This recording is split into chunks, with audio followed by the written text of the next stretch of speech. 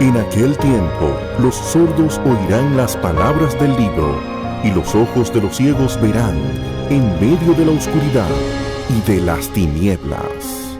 Entenderán, Ministerio de Sordos y Sordociegos de la Iglesia Bíblica del Señor Jesucristo.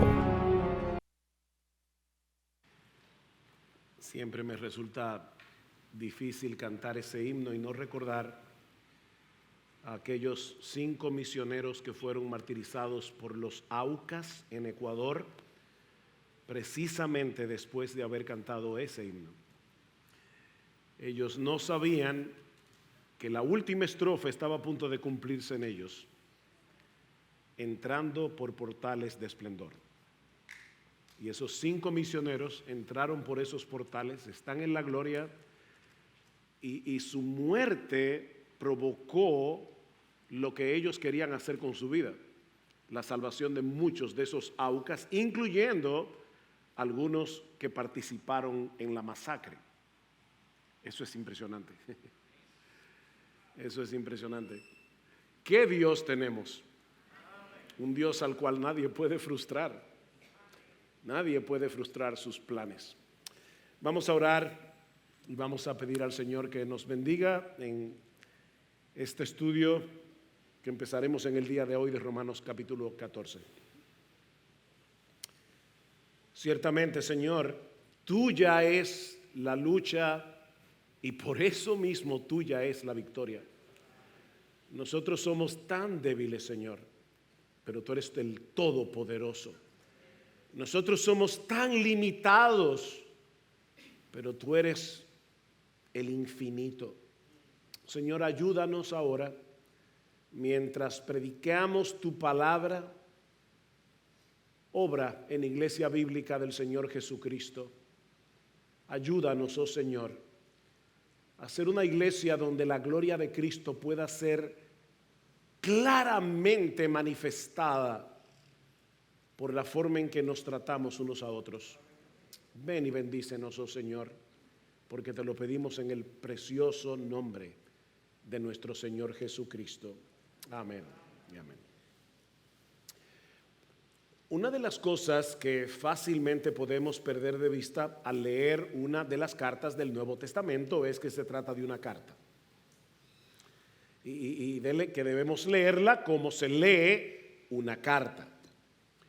Si tú recibes una carta de 5 páginas, los que recuerdan, ¿verdad?, las cartas de la antigüedad que no llegaban por correo electrónico. Si te llega todavía una carta manuscrita de 5 páginas, tú no lees una página hoy, otra mañana, otro pasado mañana y así sucesivamente. No es así que se leen las cartas. Las cartas se deben leer de una sentada para poder captar el flujo de pensamiento.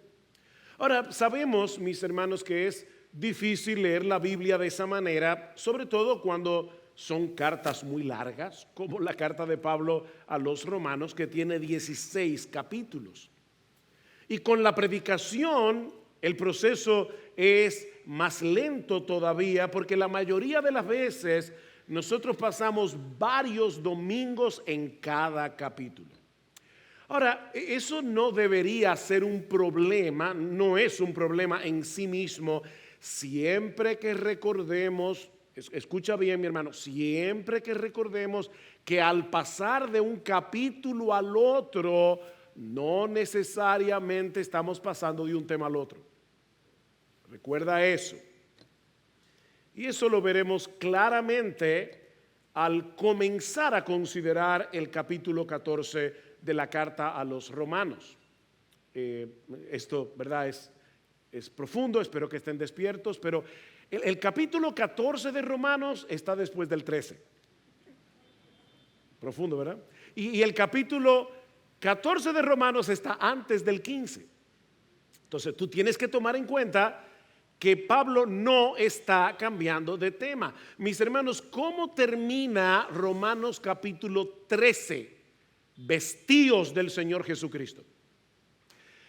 ¿Cómo comienza el capítulo 15? Bueno, lean el versículo 7 de Romanos capítulo 15. Por tanto, aceptaos los unos a los otros como también Cristo nos aceptó para gloria de Dios.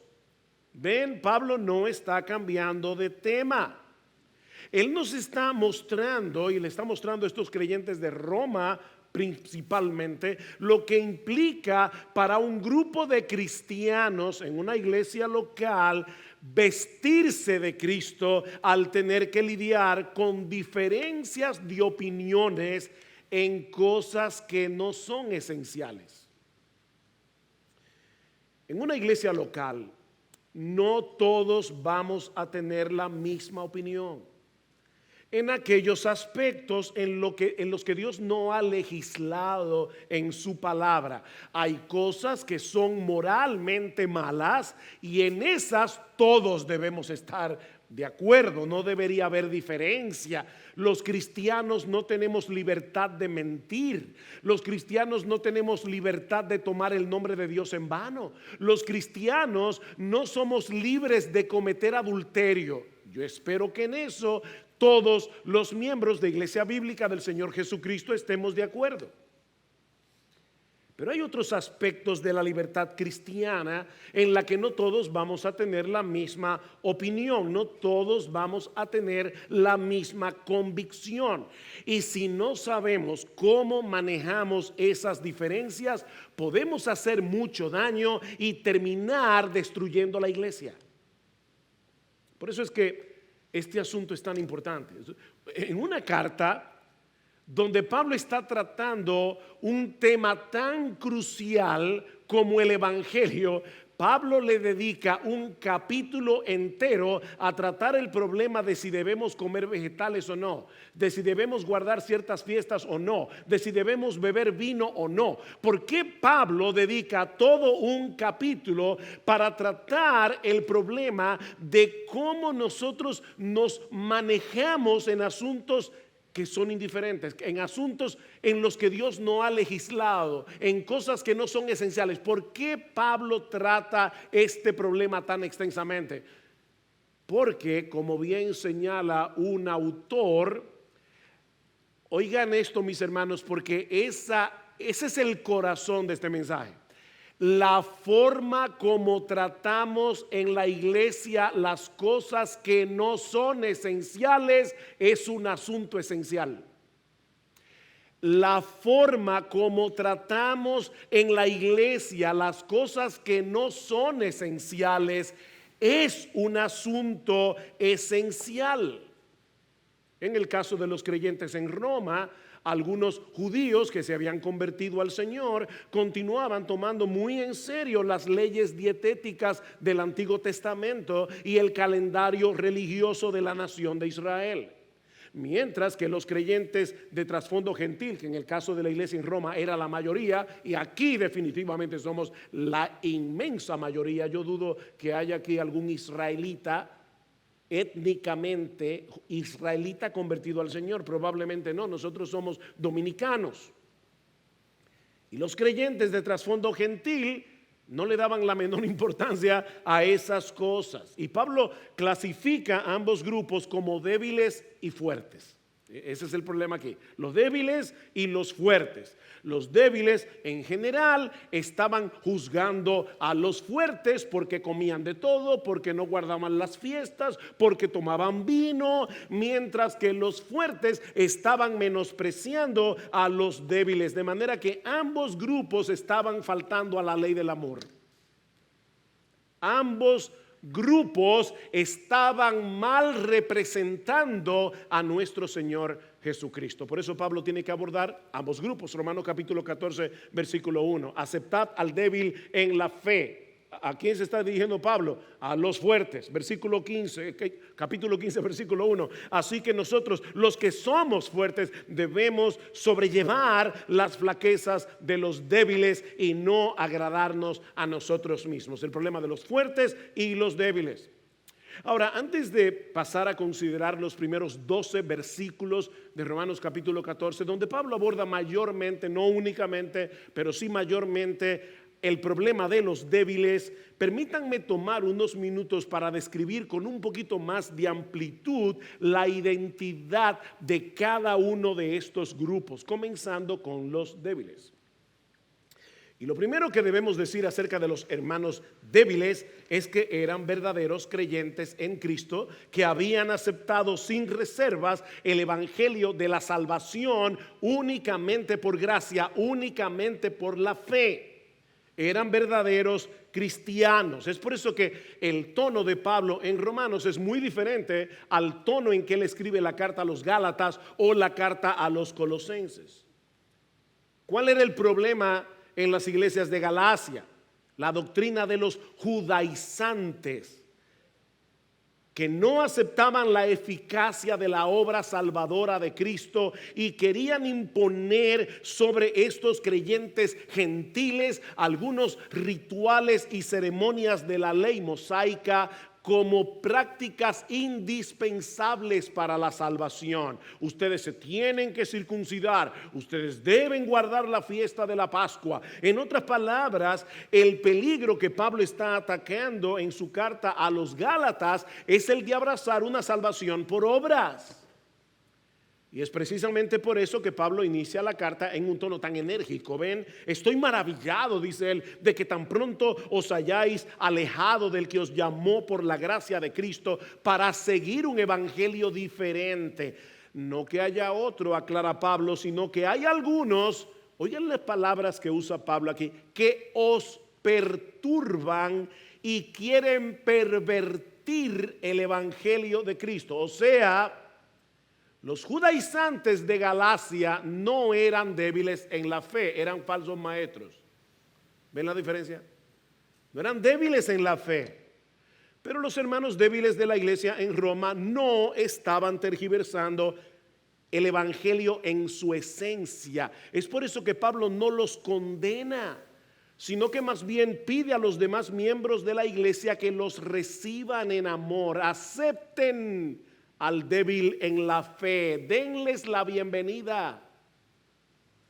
Eran cristianos a los que les resultaba difícil despegarse por completo de las regulaciones, de las leyes del Antiguo Testamento en lo tocante a la dieta o a las festividades religiosas que ellos habían practicado toda su vida. Aunque es probable que algunos gentiles pertenecieran a ese grupo que tampoco comían de todo, aunque por razones diferentes. Fíjense lo que dice el versículo 2. Uno tiene fe en que puede comer de todo, pero el que es débil solo come legumbres. Tenía la tentación de hablar sobre los veganos, no los que nacieron en La Vega, sino si es correcto que un creyente sea vegano. Es correcto que un creyente diga: yo no como carne, yo solamente como legumbres. Bueno, Daniel solo comió legumbres, y los amigos de Daniel en Babilonia, siempre y cuando no lo hagas pensando que el que come carne está cometiendo un asesinato. Porque en Génesis capítulo 9, después del diluvio, Dios le dio al hombre la potestad de comer de todo lo que se mueve, ¿verdad? Es en la ley mosaica que luego se regulan algunas cosas, pero luego en el Nuevo Testamento Pablo dice: de todo lo que se vende en la carnicería, comed sin preguntar nada por problema de conciencia, porque del Señor es la tierra y su plenitud. Pero no voy a hablar de los veganos. Versículo 4. ¿Quién eres tú para juzgar al criado de otro? Para su propio amo está en pie o cae, y en pie se mantendrá, porque poderoso es el Señor para sostenerlo en pie. Uno juzga que un día es superior a otro, otro juzga iguales todos los días. Cada uno esté plenamente convencido según su propio sentir. El que guarda cierto día, para el Señor lo guarda. El que come, para el Señor come, pues da gracias. El que no come, para el Señor se abstiene y da gracias. ¿Ven el problema?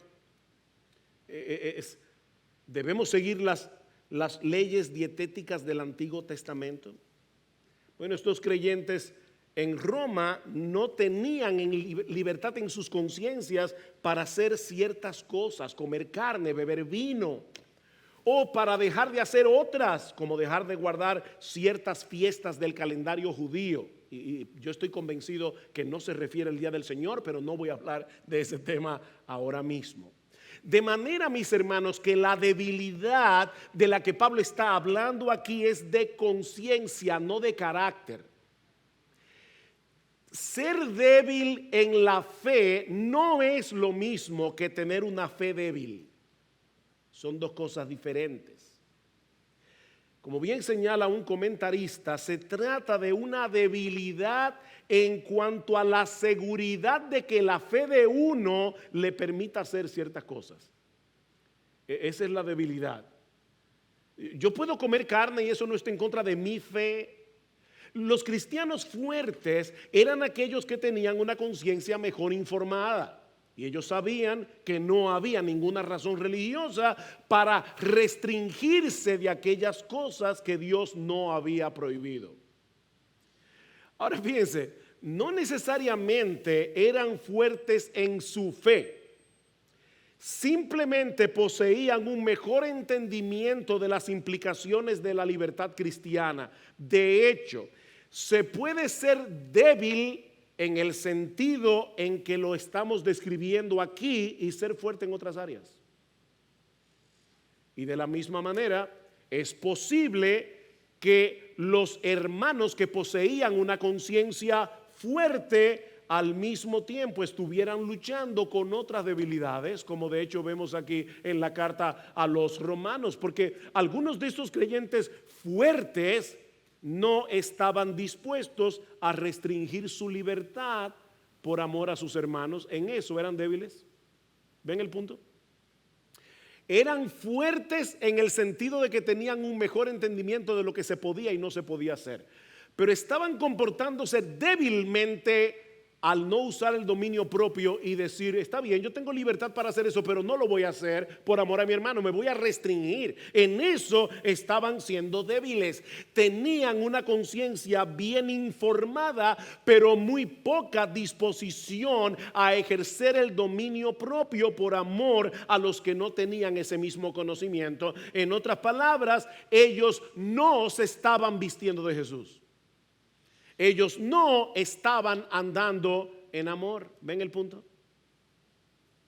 Este conflicto entre los débiles y los fuertes estaba poniendo en peligro la unidad de la iglesia en Roma. Estaba poniendo en peligro la capacidad de esta iglesia de representar ante el mundo el verdadero carácter de Jesús. ¿Qué dice el Señor en Juan capítulo 13? Un mandamiento nuevo os doy, que os améis unos a otros, así como yo os he amado, que os améis unos a otros. En esto conocerán todos que sois mis discípulos. ¿En qué? En que os améis unos a otros. Los débiles de la iglesia en Roma estaban juzgando y condenando a los fuertes, mientras que los fuertes se estaban burlando y menospreciando a los débiles. Ustedes son quisquillosos. Qué bueno está este sándwich de jamón y queso. Ese era el problema. Oye, este chicharroncito de Villamella está en su punto, y ellos iban delante de los débiles a comer chicharrón para mostrarles de lo que ellos estaban perdiendo por su debilidad en la fe. Y mis hermanos, lamentablemente lo mismo sucede hoy en muchas iglesias. Las diferencias de opinión entre cristianos siempre han estado ahí desde el primer siglo, y debemos aprender a manejarlas con madurez espiritual. ¿Puede un cristiano poner arbolito de Navidad en diciembre? Noten que yo no estoy preguntando si se puede poner en la iglesia. En la iglesia seguimos lo que Cristo dice, el principio regulativo de la adoración. Pero lo que tú haces en tu casa es otra cosa. ¿Puede un cristiano adornar su casa en Navidad con adornos navideños? ¿Puede un cristiano ir al cine? ¿Puede un cristiano ver televisión?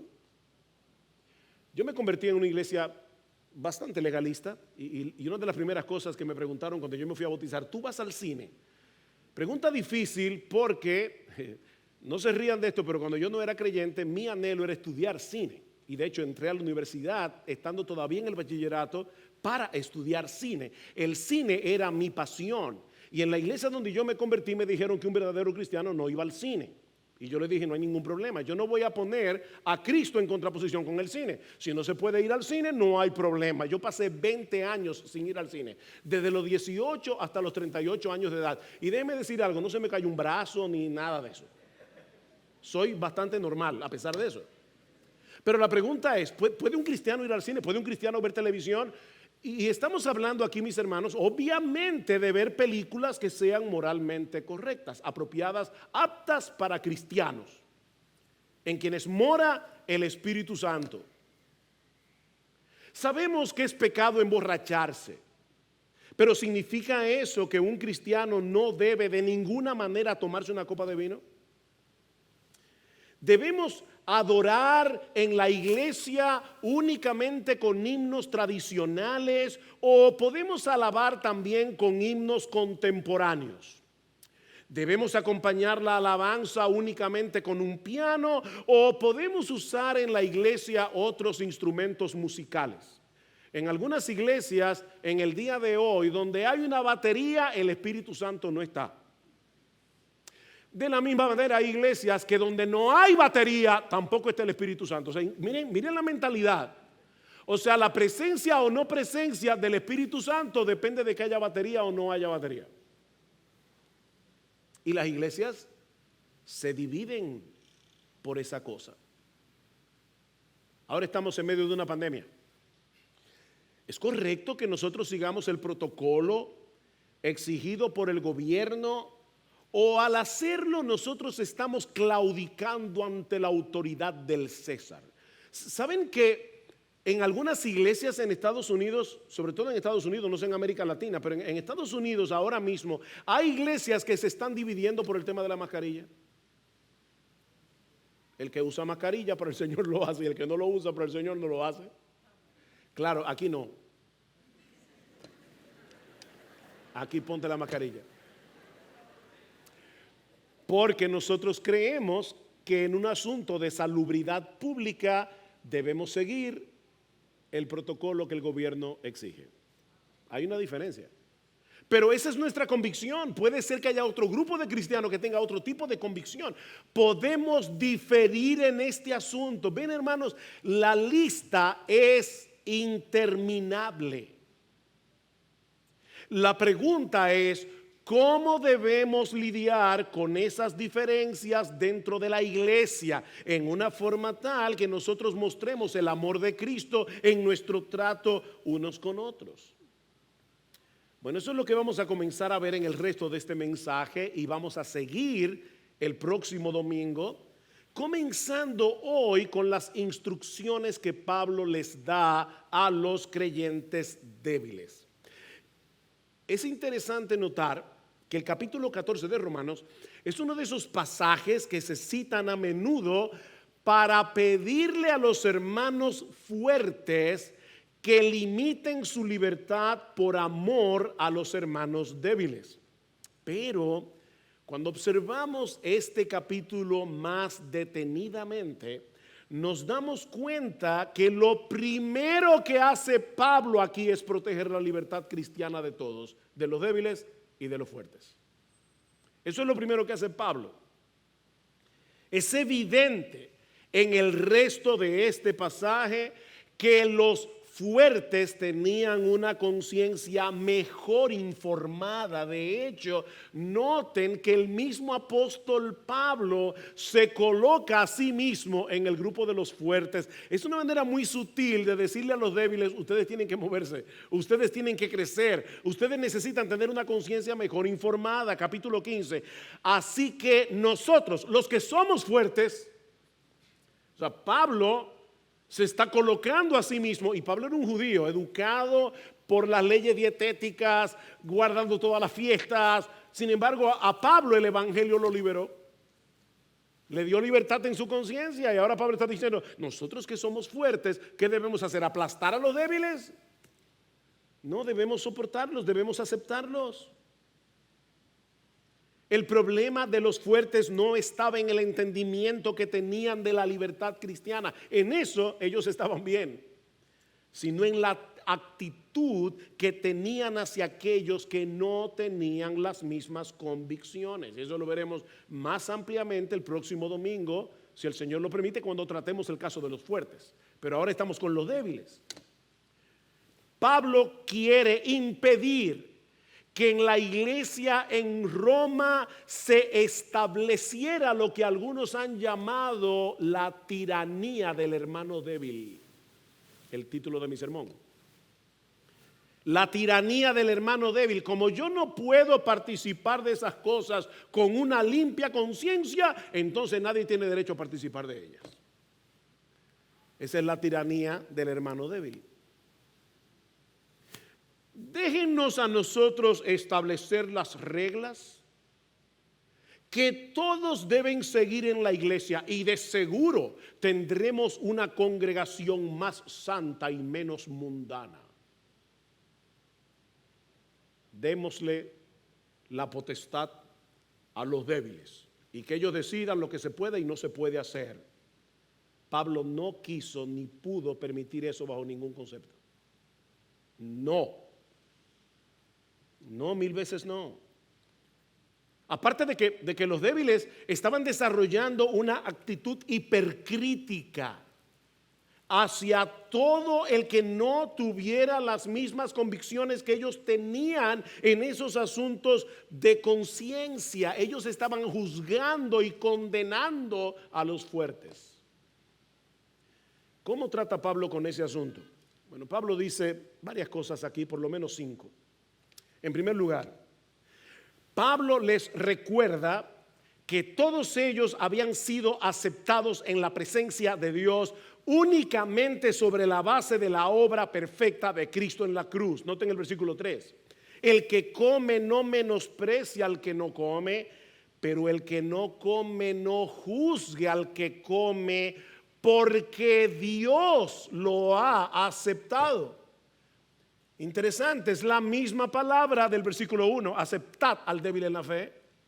Es la misma palabra de Romanos 15:7. Por tanto, aceptaos los unos a los otros, como también Cristo nos aceptó para la gloria de Dios.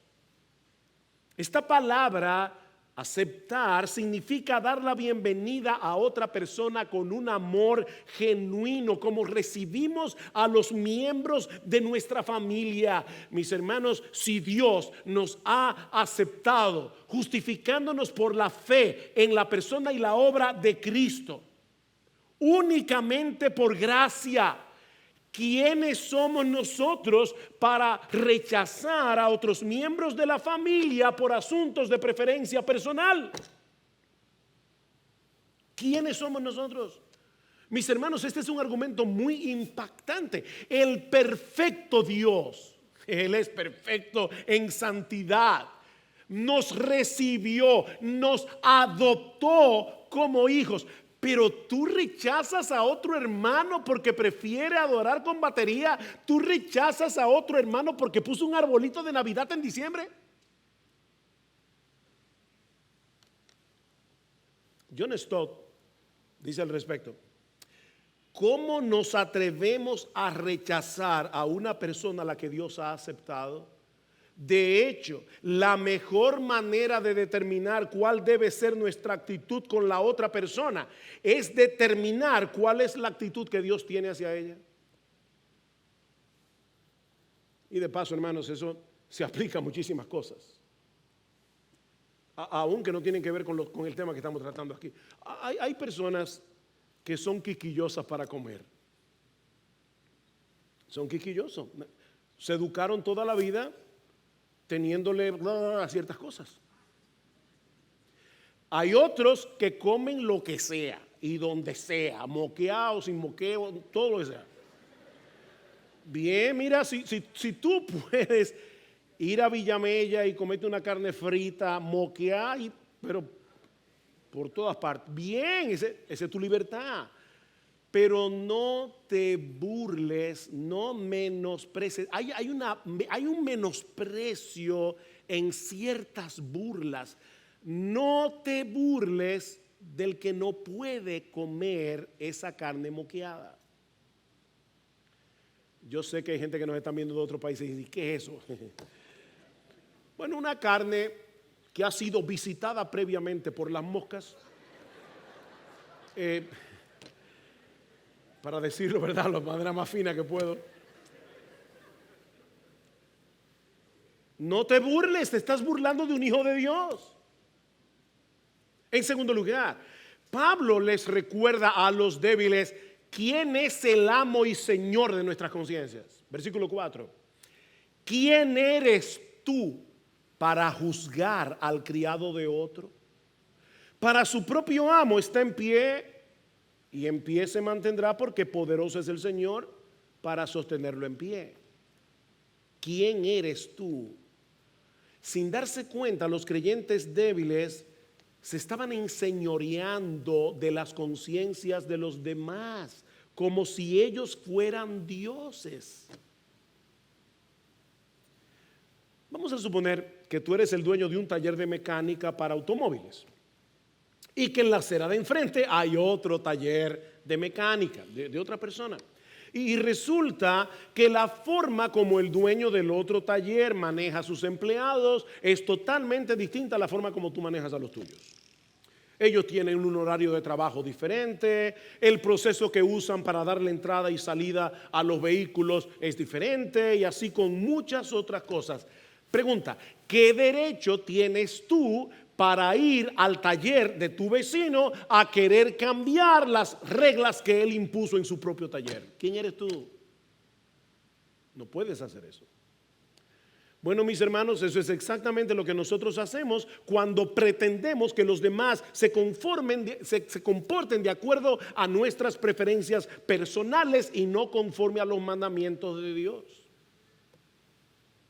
En el Antiguo Testamento Dios había dado ciertas regulaciones a su pueblo en cuanto a las carnes que se podían comer y cómo esas carnes debían prepararse. Y a eso se añadían todas las otras regulaciones que los rabinos le añadieron a las leyes de Moisés. Los miembros débiles de la iglesia en Roma probablemente razonaban de esta manera, y aquí estoy citando al comentarista Guillermo Hendrickson. En esta ciudad pagana, ¿cómo sabemos si alguna carne es en realidad limpia? ¿Cómo sabemos si el animal del que proviene esa carne era un animal limpio? ¿Y cómo sabemos si ha sido preparado del modo prescrito? ¿Y cómo sabemos si no ha sido primeramente ofrecida a un ídolo? Entonces el débil decía, mira, mejor no como carne.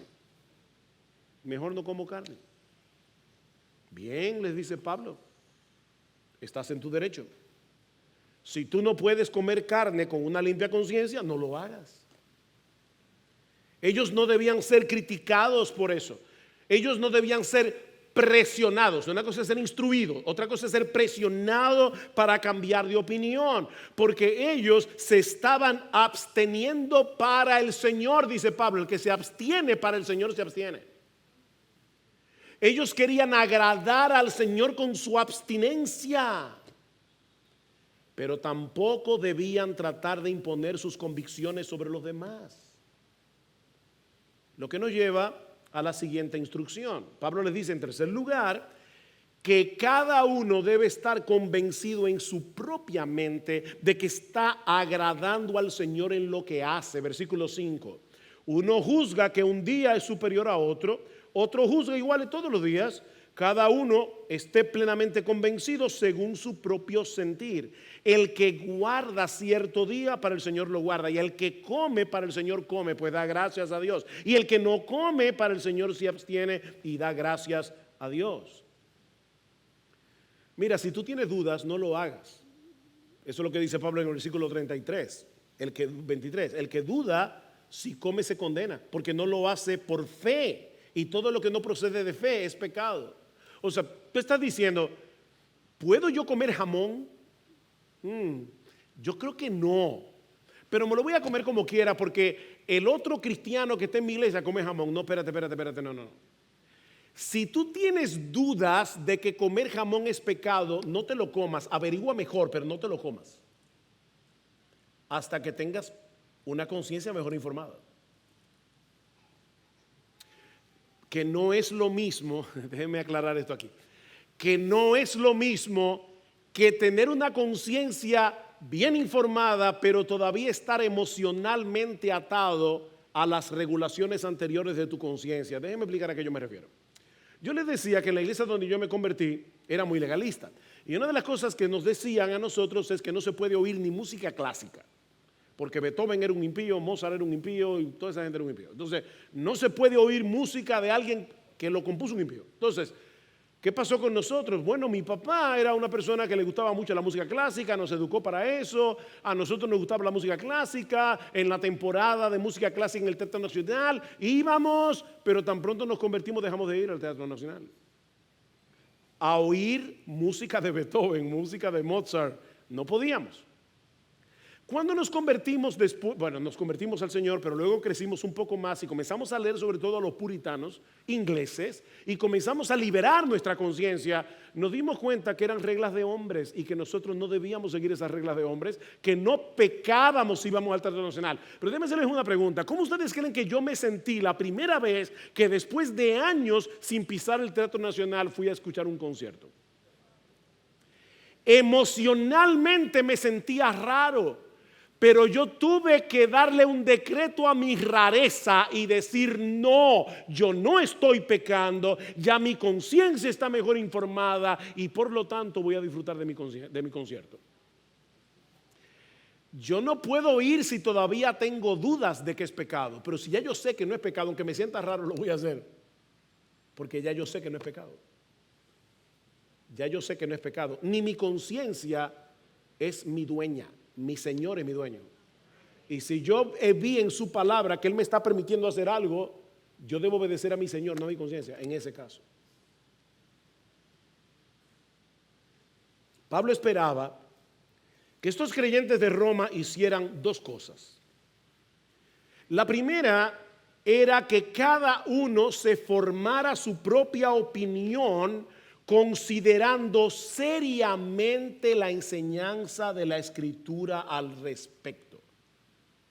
Voy a leer aquí de la Reina Valera, cada uno esté plenamente convencido en su propia mente.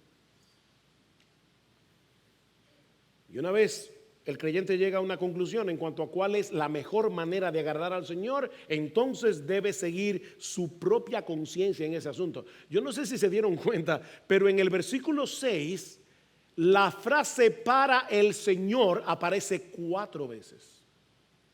Hay un énfasis claro. El que guarda cierto día para el Señor lo guarda. Y el que come para el Señor come, pues da gracias a Dios. Y el que no come para el Señor se abstiene y da gracias a Dios. 3 veces. Para el Señor. Para el Señor. ¿Ven el punto, mis hermanos? Vive para el Señor. Pablo esperaba que estos cristianos actuaran reflexivamente, con un sincero deseo de agradar al Señor y no simplemente dejándose llevar por sus deseos o porque otros lo hacen. Eso es un argumento genial. Pero los demás lo hacen, los hijos suelen usar mucho ese argumento. Pero papi, los otros padres de la iglesia dejan ir a sus hijos a tal sitio.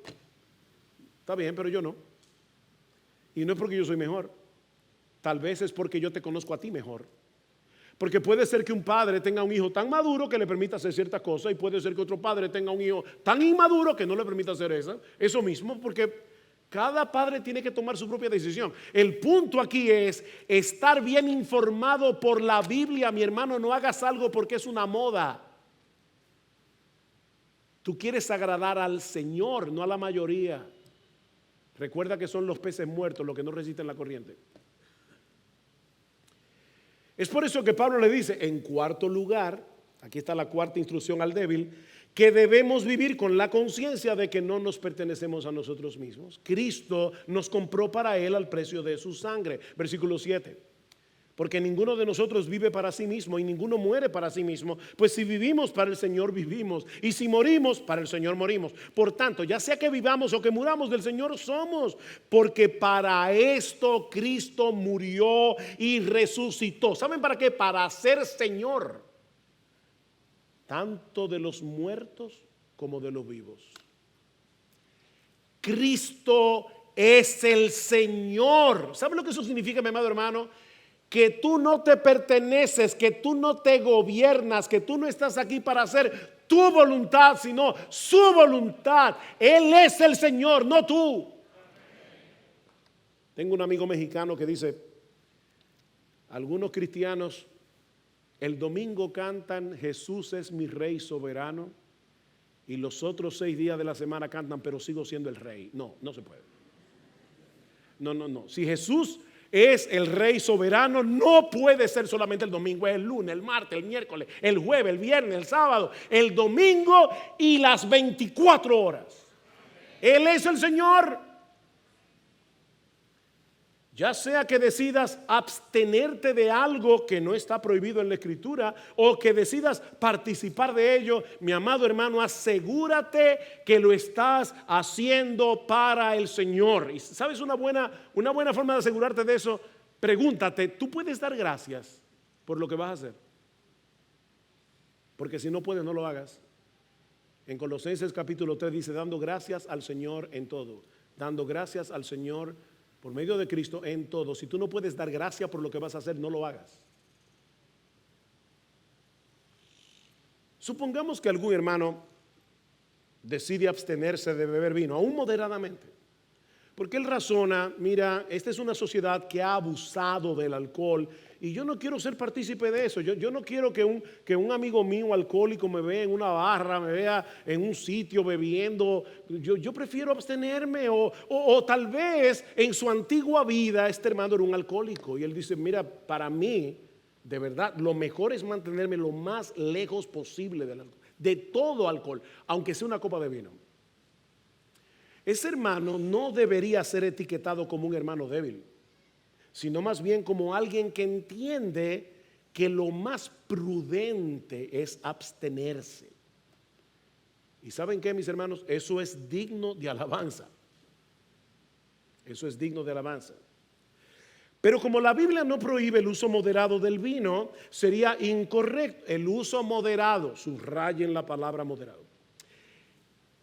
Sería incorrecto que este hermano comience una campaña de abstinencia en la iglesia.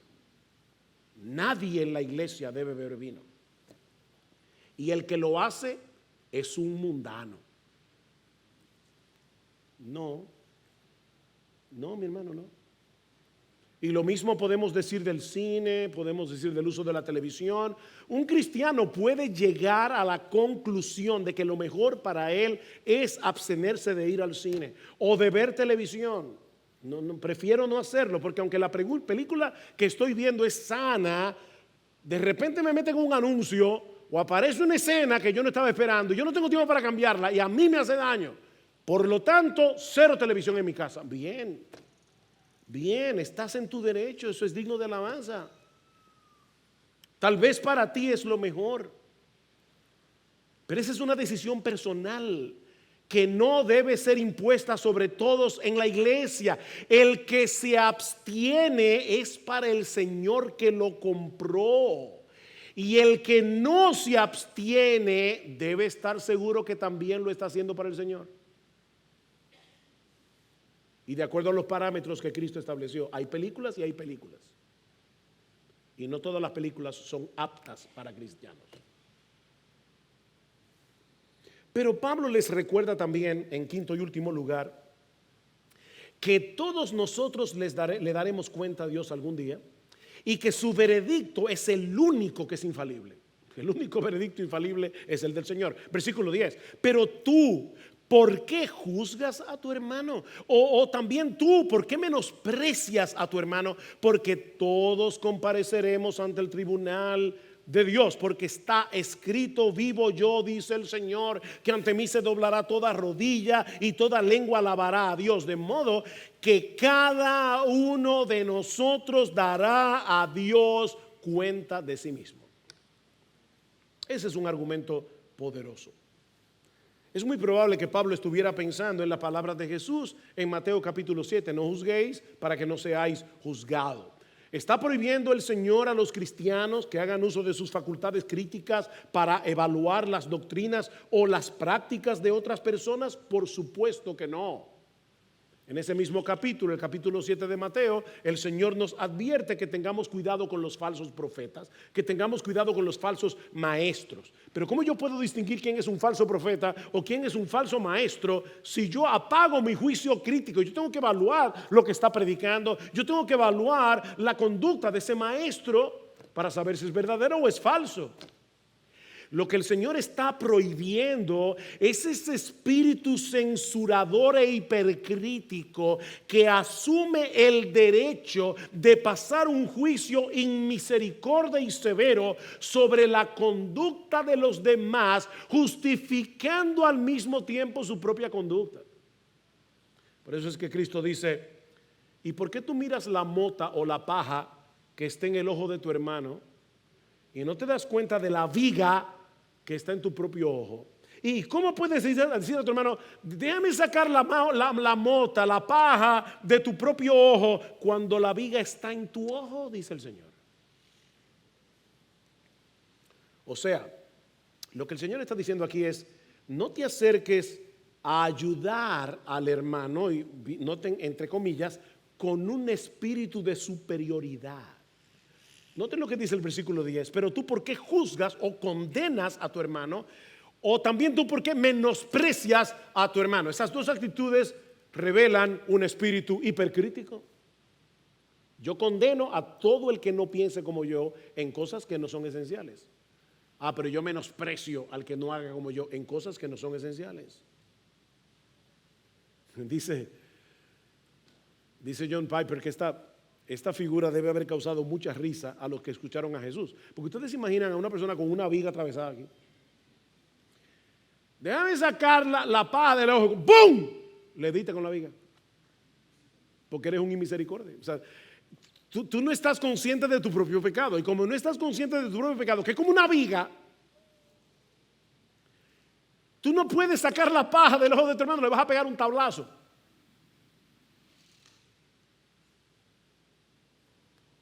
Debemos acercarnos al hermano con un espíritu humilde.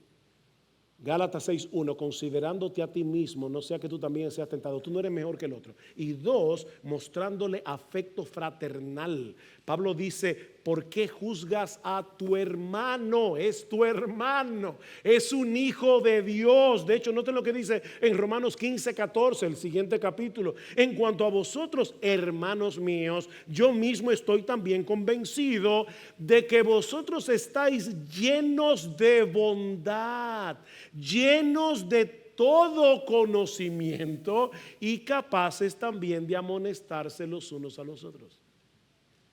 ¿Cómo es la cosa? Llenos de bondad y llenos de conocimiento. Miren, mis hermanos, si estuviéramos más conscientes de nuestros propios pecados, dejaríamos de ser tan severos al juzgar a los demás, sobre todo cuando se trata de cosas que no son esenciales. Por otra parte, yo creo que Piper tiene razón al decir que este texto también nos prohíbe llegar a la conclusión de que alguien no es creyente porque no tiene las mismas convicciones que nosotros con respecto a asuntos de conciencia. Cuando Pablo dice: ¿por qué juzgas a tu hermano?, lo que está diciendo es: ¿por qué tú condenas a ese que es tu hermano? Cuando Gloria y yo nos casamos, nos fuimos a Puerto Plata a establecer una iglesia allá. Y los lunes eran mi día de descanso, y como era en Puerto Plata y no teníamos carro, nosotros bajábamos ahí al malecón y nos sentábamos un rato ahí en la playa, tranquilos, a relajarnos un rato. Un día, Gloria está en la playa, oigan bien, no en traje de baño siquiera, estaba en pantalones, vestida, pero con pantalón. Y pasó una pareja, y yo no me acuerdo si era que tenían una Biblia en la mano. Yo sé que por alguna razón comenzamos a hablar y resulta que esa pareja eran miembros de una iglesia. Nosotros nos identificamos como miembros también de una iglesia, éramos cristianos, evangélicos. Pero la hermana comenzó a evangelizar a Gloria y a tratarla como una impía. ¿Por qué? ¿Estaba mal vestida? No, porque tenía pantalón. Un pantalón holgado inclusive, en la playa. Y ya por eso ella llegó a la conclusión de que Gloria tenía que ser inconversa. Eso es precisamente lo que Pablo está prohibiendo aquí.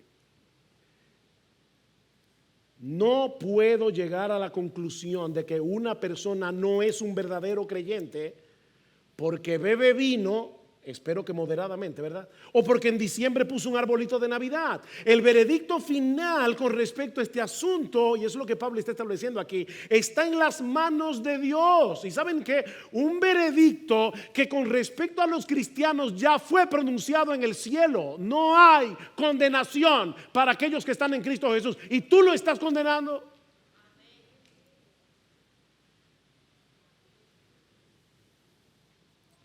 Es interesante notar la cita de Pablo en el versículo 11, porque así está escrito: vivo yo, dice el Señor, que ante mí se doblará toda rodilla. Pablo está citando aquí un pasaje en el libro de Isaías. Y ese pasaje enfatiza una y otra vez que solo Dios es Dios y que no hay ningún otro Dios aparte de Él. De manera que lo que Pablo está diciéndole a los débiles es: no quieran jugar el papel de Dios, bájate de ese pedestal. Bájate de ese pedestal. El único juez que puede ver verdaderamente la condición de cada corazón es Dios. Nosotros no tenemos esa capacidad. Dios puede ver el asunto desde todos los ángulos. Y Él no solamente ve lo que hacemos, sino también por qué lo hacemos. Por eso es que Pablo dice en 1 Corintios capítulo 4 versículo 5: no juzguéis nada antes de tiempo hasta que venga el Señor. ¿Qué es lo que no debemos juzgar antes de tiempo? Síguele diciendo el versículo: el cual aclarará también lo oculto de las tinieblas y manifestará las intenciones de los corazones. Solo Dios puede ver lo oculto de las tinieblas. Solo Dios puede ver las intenciones del corazón. Ni tú ni yo podemos hacer eso. ¿Y cuántas veces pasa en la iglesia que gente dice: no, yo sé por qué lo hizo? No, tú no sabes por qué lo hizo. Tú sabes lo que hizo, pero tú no sabes por qué. Y lo que más me llama la atención de ese texto es que Pablo dice: y entonces cada cual recibirá su alabanza de Dios. Ese texto no es negativo, es positivo. Pablo está diciendo: solo Dios conoce los corazones. Y hay hermanos que tal vez tienen costumbres distintas a las tuyas, tal vez tienen convicciones distintas a las tuyas en esas cosas que no son esenciales, pero ¿saben qué? Son más apasionados por Cristo que tú. Y cuando lleguemos al juicio nos vamos a sorprender, porque ese que tú criticabas recibió una corona más grande que la tuya.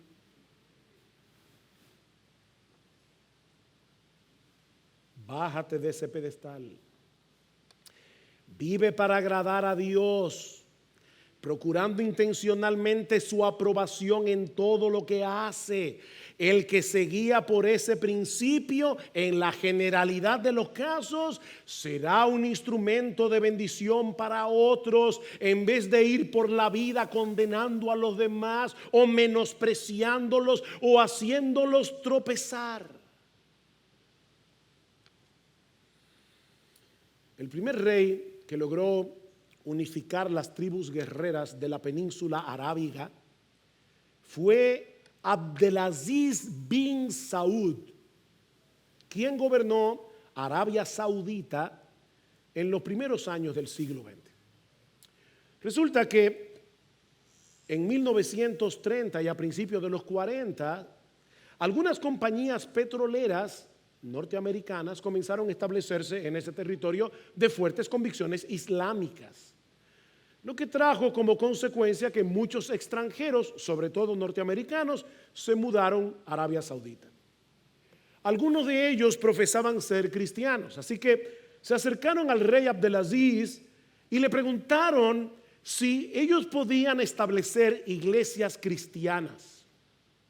El rey les prometió que lo iba a pensar. Pero ¿saben qué pasó? Una semana más tarde, otro grupo de la compañía petrolera vino también delante del rey para preguntarle si en el territorio de la compañía ellos podían beber bebidas alcohólicas. El rey muy sabiamente les hizo esta pregunta: si ustedes tuvieran que elegir entre iglesias o beber alcohol, ¿cuál ustedes elegirían? Ellos dijeron, beber alcohol. El rey entonces les respondió, si hubieran escogido las iglesias, les habría dado permiso para tener las dos cosas. Pero ya que escogieron el alcohol, no podrán tener ninguna de las dos.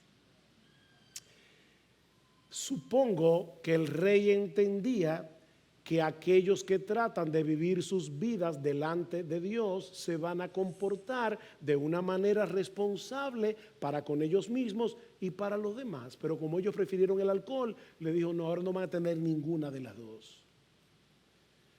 Mis hermanos, lo que Pablo está tratando de hacer con estos creyentes en Roma era llevarlos a considerar lo que es verdaderamente importante en la discusión sobre cosas no esenciales. Y lo verdaderamente importante es preservar el evangelio y la gloria de Jesucristo en la iglesia. ¿Tenemos la conciencia de que somos siervos de Cristo? Y de que debemos estar dispuestos a hacer todo lo que sea necesario para promover el bienestar de esa iglesia que Él compró con su sangre. ¿Tú estás consciente de eso? Miren lo que dice Pablo en Romanos capítulo 14, versículo 16. No permitáis que se hable mal de lo que para vosotros es bueno, porque el reino de Dios no es comida ni bebida, sino justicia, paz y gozo en el Espíritu Santo. Porque el que de esta manera sirve a Cristo es aceptable a Dios y aprobado por los hombres. Así que procuremos, seamos intencionales en lo que contribuye a la paz y a la edificación mutua. Mis hermanos, esto no es un asunto de vegetales, de vino, de días. Es la gloria de Cristo. Es el evangelio lo que está en juego aquí. Déjenme hacerles una pregunta y ya con esto concluyo. ¿Ustedes creen que sería mejor si todos los miembros de la iglesia tuvieran exactamente las mismas convicciones con respecto a cosas no esenciales? Vamos a tener una iglesia donde la gente puede poner arbolito, una iglesia donde no puede poner arbolito, una iglesia que adora con batería, una iglesia sin batería, una iglesia donde la gente va al cine, otra gente no va al cine, uno que tiene televisión, otro no tiene televisión. Vamos a una iglesia uniforme. ¿Sería eso lo mejor?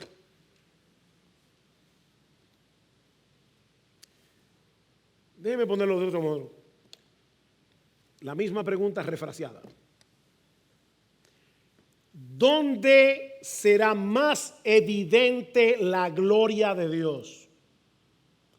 En una iglesia local donde la mayoría posee convicciones similares en esas cosas no esenciales, o en una iglesia que ha aprendido a convivir en amor y respeto a pesar de las diferencias. ¿Dónde se ve más claro la gloria de Cristo? Pablo responde indirectamente a esa pregunta en Romanos 15. Vean el versículo 5. Y que el Dios de la paciencia y del consuelo os conceda tener el mismo sentir los unos para con los otros conforme a Cristo, no conforme a la preferencia de cada uno. Para que unánimes a una voz glorifiquéis al Dios y Padre de nuestro Señor Jesucristo. Por tanto, aceptaos los unos a los otros como también Cristo nos aceptó para la gloria de Dios. No hay que ser muy observador para darnos cuenta de la enorme diversidad que puede haber en una iglesia local. Y mientras más grande la iglesia, más diferencias de edad, de madurez espiritual, de trasfondo religioso, de trasfondo cultural. Pero como bien señala John MacArthur, tal diversidad puede fortalecer a una congregación local, porque les recuerda a sus mismos miembros y también da testimonio al mundo que les rodea acerca de la magnitud del poder de Jesucristo para unir en un solo vínculo de amor a personas tan disímiles a fin de tener comunión fraternal en una unidad auténtica y profunda. Miren, mis hermanos, cualquiera puede hacer un club social, pero solo Cristo puede hacer iglesias. Solo Cristo. Donde los creyentes se aman entre sí y se aceptan a pesar de las diferencias en estas cosas no esenciales.